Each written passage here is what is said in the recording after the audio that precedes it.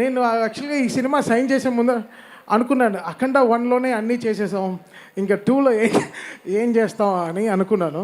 But చాలా ప్రే చేసుకున్నాను నిజంగా. బికాస్ చాలా అదృష్టం ఉండాలి ఇలాంటి సినిమాలు చేయాలంటే. ఇలాంటి సినిమాలు నిజంగా అది శివుడు రూపంలో బాలయ్య గారిని చూస్తుంటే ఆయన పడే కష్టం, ఆయన పడిన కష్టం నేను చాలా చెప్పాను మీకు. ఆ కస్బేగి అనే జార్జియాకి వెళ్ళాను. అక్కడ -14 degreesలో మొత్తం ఈ టీమ్ మీకోసం ఆ క్లైమాక్స్ షూట్ చేస్తుంటే నిజంగా చాలా కంట్లో చాలా నీళ్ళు వచ్చేసింది. ఇంత కష్టపడతారా, ఇంత కష్టపడాలి ఒక సీన్. బికాస్ బోయపాటి గారు రాసేది చాలా బలం, బట్ అది స్క్రీన్ మీద 1000% తెస్తాడు ఆయన. అది చాలా రేర్ మూమెంట్. ఆయన అనుకుంది తీస్తాడు, అది మనల్ని నమ్మిస్తాడు. అది చాలా పెద్ద విషయం.